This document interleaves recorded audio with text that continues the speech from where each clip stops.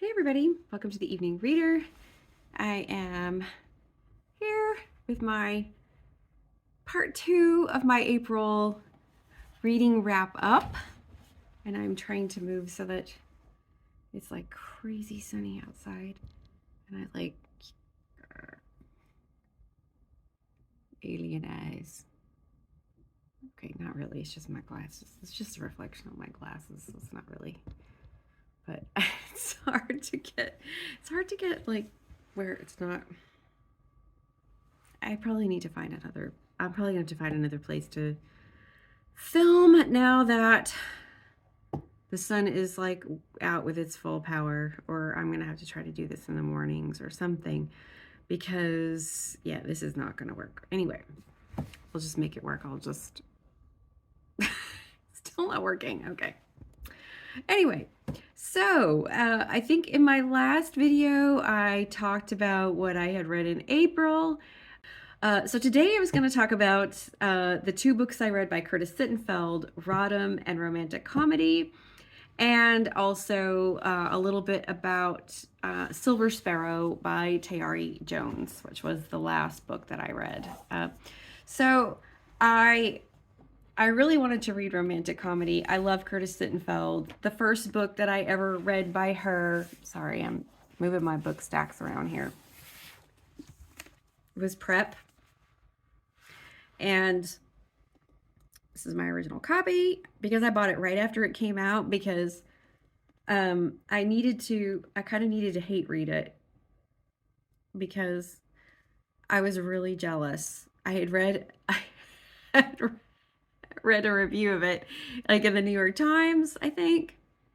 Yeah, probably in the New York Times. And, realized she's like near my same age, and she'd written this book, and the book sounded really good. And I think I probably wanted to read it so that it would not be that great, because like, whatever. And it turned out to be great. This is a terrific book. This is a great book. And I have probably read it 3 or 4 times now. Loved it. I also have read, and I just don't have them on my shelf, but I don't have them to hand. I also read American Wife, which is based on, it's based on Laura Bush and George W. Bush, but the characters are not Laura Bush and George W. Bush, which I guess I could talk about in a minute. And then also I've read her short story collection, You Think It, I'll Say It, which is wonderful. Very just sharp and biting and just full up Curtis Sittenfeld. So like Lori Moore, but not as quirky and a little darker.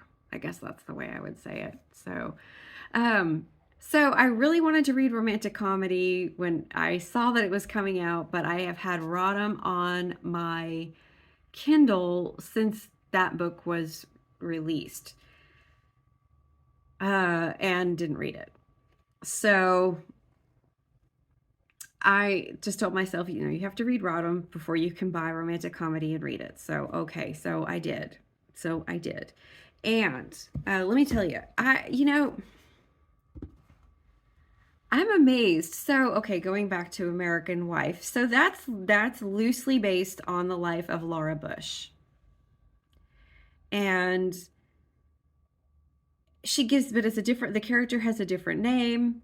They're in a different place. They're not in Texas. I believe they're actually in Iowa. And yeah, I mean, that was pretty ballsy just by itself, to take somebody's real life and to, novelize it. I guess that's the best word. And then though, to do it again, except to take the actual person and change their life story, but also using elements from their real life. It was just really fascinating premise, and it was quite well done, I have to say. Now, I have not read any of Hillary Rodham Clinton's memoirs, so I can't speak to what how Sittenfeld pulled from that, or what she decided to pull from or include or exclude. I also have not read Clinton's memoir either. So I don't know much about what's real and what's not real. But I will say that just based on the few things that I have read that Hillary Clinton has written, and then from the way she speaks, one of the things that Sittenfeld absolutely captures is Hillary, the voice of Hillary. We'll just call her Hillary because you want to call her Hillary Clinton, but she's Rodham. She's Hillary Rodham. And so the book starts when she is graduating from Wellesley, which she did. And then she goes on to Yale Law School. And that is where she meets Bill Clinton. And it's just, yeah, I don't know what to say. So she ends up dating Bill Clinton, and they date for 4 years. And essentially, I don't think that this is giving anything away. She finds that he's unfaithful to her, and he's just unfaithful to her all the time. And he has the goal to become president of the United States. And he's charming and intelligent. And they have a wonderful chemistry. They have an amazing relationship. They have deep conversations. They have similar convictions and worldviews. They have a wonderful sex life. I do believe it was Melinda at Web of Stories who said when she read this book, it made her squirm a little because it was like thinking about your parents having sex. Which I could not stop thinking about as I was reading it. No, not my parents. I don't mean I couldn't stop thinking about my parents. I meant I couldn't stop thinking of Melinda's remark when Bill and Hillary were okay. Um, oh, that's weird. Uh, it is a little weird. It was a little weird, the Hillary Bill thing, and especially because if you've read any Curtis Sittenfeld, she's not shy about writing about sex. And she is not shy about writing about any kind of awkward anything. I mean, awkward is her forte. And so she just gets right in there. And the thing is that she's got Hillary's voice so right. And it's in first person. The book is in first person, that you're hearing that voice in your head, and that voice is telling you, and the voice and you kind of do understand that it's obviously present day Hillary telling you the story. This voice is telling you about the sex. It's like, well, okay then. That's just wow. So, but you know what I liked about that, and this is the same thing that I actually liked about American Wife, was that the humanizing aspect of it, the this is just a person aspect of it, the um yeah, just these are just people. They're just people, and they're just trying to live their lives, and they are, you know, we think of them as celebrities, or we think of them as two-dimensional, and they're three-dimensional. And so Hillary in the book finds that, you know, she's just having a difficult time with the infidelity, even though, and it goes on, and then she even does hear some shady things. She hears some shady things about his behavior, and she doesn't address it really. But it becomes too much of a problem, and they break up. And so then the book moves forward, and she is a senator. She becomes a senator. And then she decides to run for president. And it turns out then that Bill Clinton did become governor of Arkansas, and then he is ousted, or basically his political career is ended when he is accused of sexual harassment, or that a woman reveals that that they were having an affair. He's married and has two children, by the way, at that point. And so it's not sexual harassment, I'm sorry. It's that he was having an extramarital affair. And so he gets a divorce, and he's gone on and he gets out of politics, but he becomes like a billionaire tech bro. So, not much better, not really much better than a politician, right? So he becomes this billionaire tech bro, and Hillary is getting ready to run for president, and then Bill Clinton announces that he too is going to run for president. He's going to run as a Democrat. They're both running as Democrats, and then he's going to run in it's the primary, and he's gonna try to, be the front runner. And then Hillary has to do some shady maneuvering of her own to win the nomination. And sort of what becomes of their relationship and what becomes of her. And it's interesting. So Sittenfeld makes some really interesting choices for Hillary, for the character of Hillary. One is that she never marries. She herself does not marry. And so that's a very fascinating look at somebody, especially somebody who is still a serious political figure and contender. She is an unmarried woman. And she has to deal with all of the problems and issues of that. And it's funny too, because when she has her running for president, or senator, I do believe, actually, I think it's when she's running for senator, like the famous cookies, I'm not staying home and all the time and baking cookies, the famous cookies line, she uses that, but she just kind of changes the circumstances of it around. It was just, I don't know, it was very, very well done. Very well done. I would say it's respectful, but I can't say that I wasn't the entire time thinking about, did Hillary Clinton read this book? And if so, what did she think? Did Bill Clinton read it? And then I was like, did Chelsea read it? Did Chelsea Clinton read it? And what did they think of it? Because what a thing. What a thing. I mean, it's one thing to have the unauthorized biography, right? Like what's her name? Is it Kitty Wells? Is that who I'm thinking of? Do I have the name right?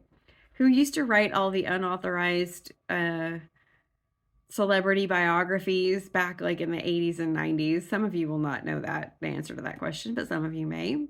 I don't know if I have her name right.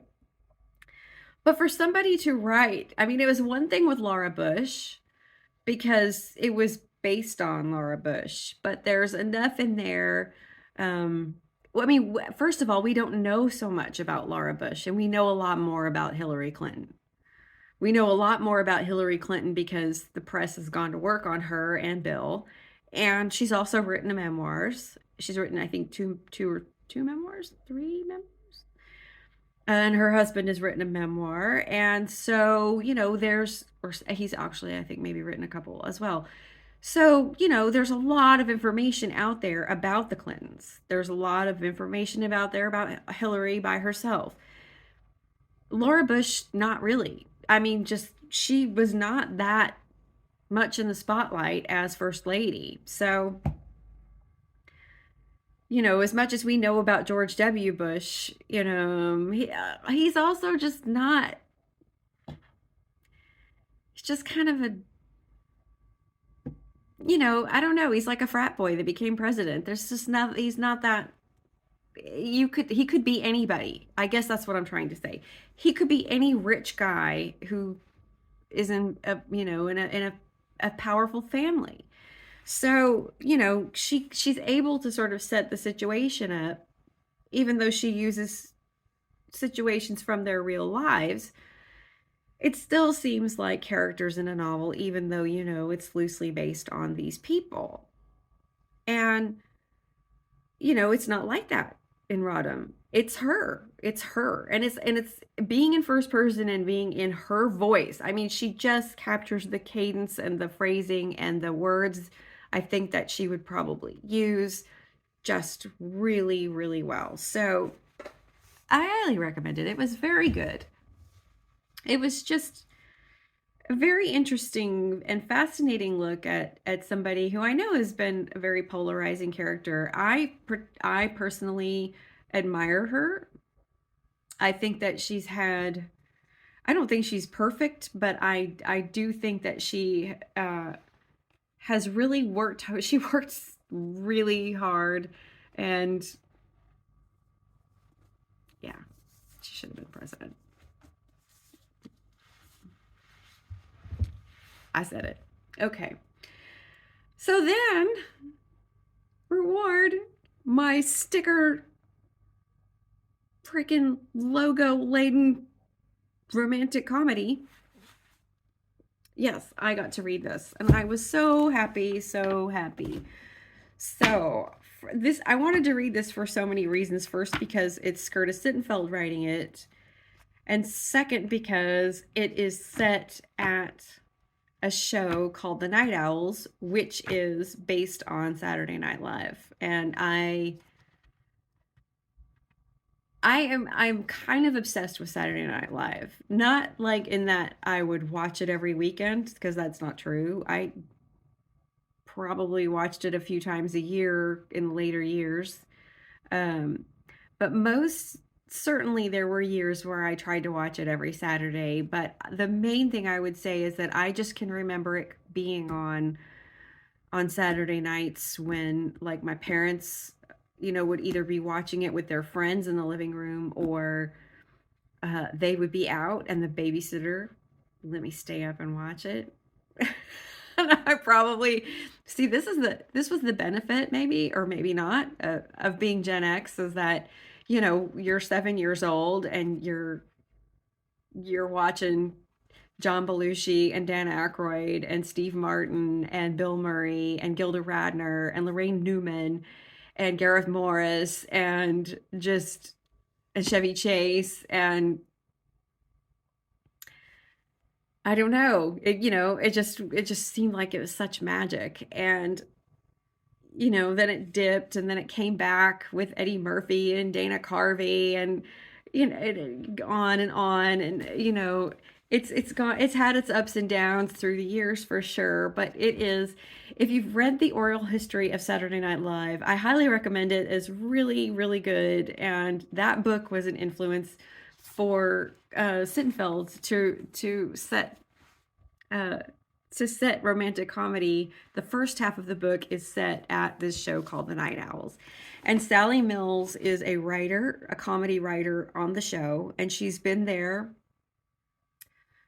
She's been there for 9 years. She's been a comedy writer. She's not a performer. She doesn't want to be a performer. She's just a writer. And Noah Hawley, I think that's no, I'm sorry, Noah Brewster. I got Holly from. Noah Brewster is a pop singer, and he is coming onto the show, and he is going to be the musical guest slash host. So, uh, the first half of the book is the week that Noah Brewster, where they're preparing for him to be on the show, and he and Sally meet, and it goes through how they pitch the sketches, um, sort of how they work on everything, how they then once they sort of have the sketches, then how they flesh them out, and then how they make the decisions, and then how they start rehearsing, and how they're making decisions about who's going to play what part and what's actually going to make it on air, and all these different things. And the whole thing is that Sally has written a sketch called the Danny Horst Rule, and Danny Horst is her writing partner, or her one of her writing partners in her dressing room, and he's like the news desk guy.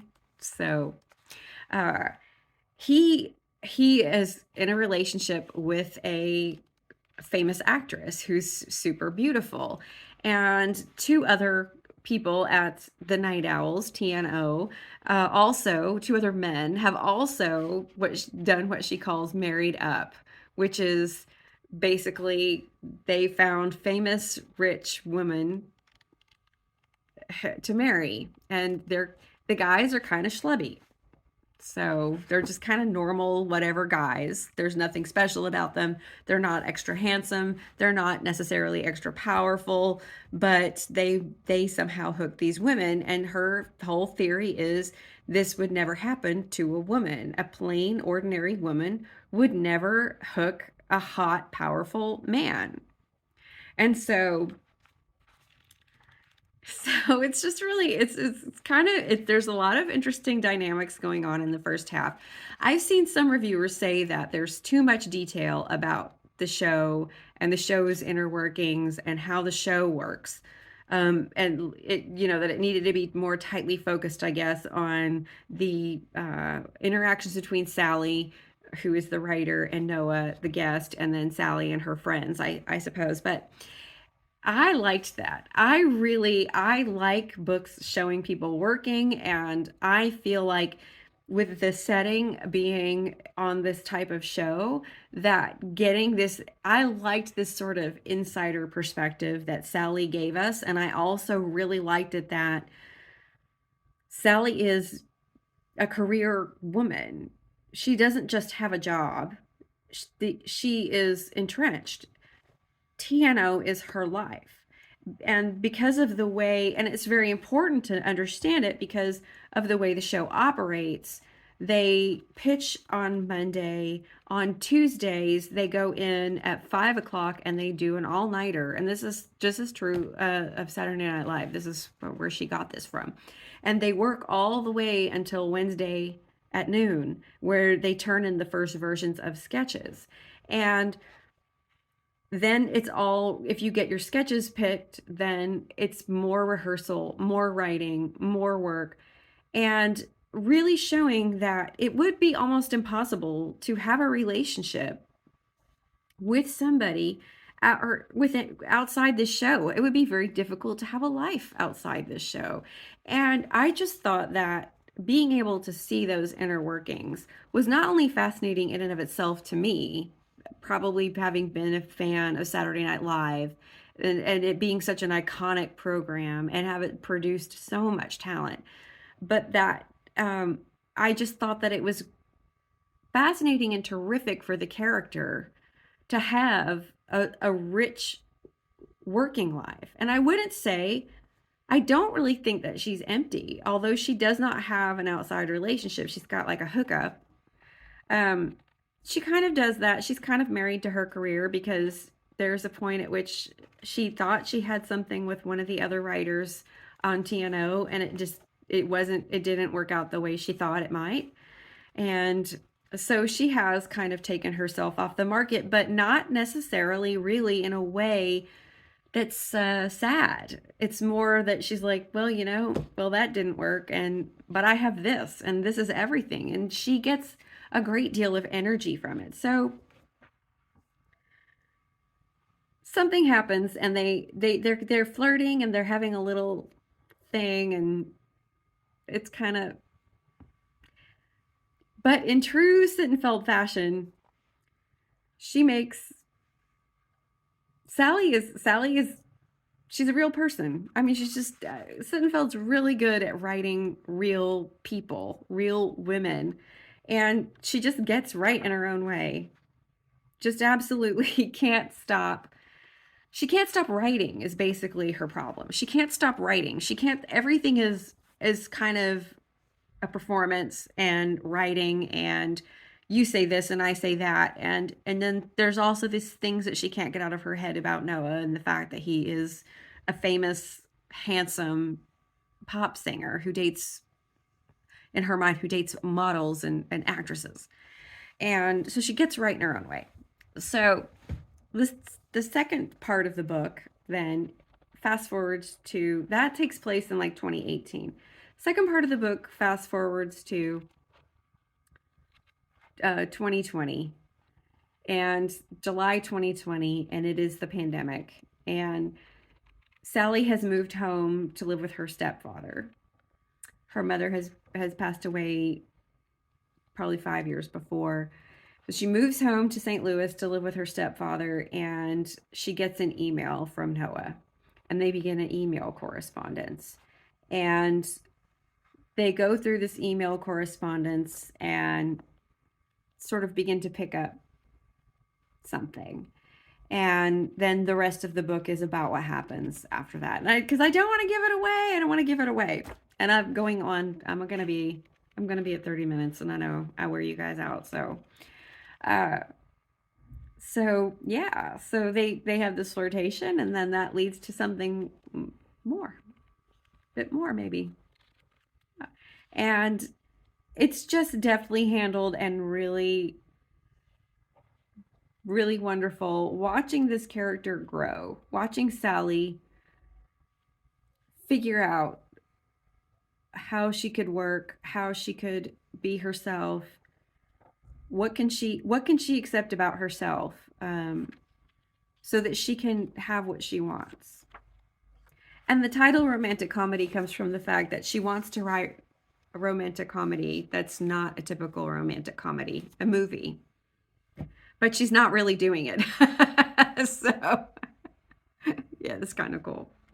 Anyway, it's funny and it's really sharp, and I just thoroughly, thoroughly enjoyed it. And that's the other thing. Rodham is also funny. I mean, Sittenfeld is always funny. I mean, she's got that dry wit, and she also is very willing to put her characters in awkward situations that are funny, and also to let them laugh at themselves and at their own awkwardness. But not even, I mean, sometimes in a self-defacing way and sometimes not. So, yeah. So I didn't get to talk about Silver Sparrow. I guess I'll save that for another video because that was a really good book. But this has already gone on almost 30 minutes. So yeah, I'll just end it here. I highly recommend any of Sittenfeld's work if you haven't read it yet. I still have now Sisterland. This has still got the damn half-price book stickers on it. Sisterland to read, and then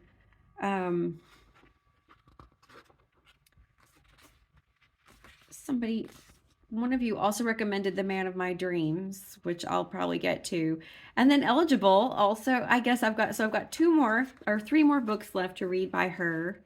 And yeah, so I have that to look forward to. Let me know if you've read any Curtis Sittenfeld and what you think. And if you think you're interested in reading any of these, I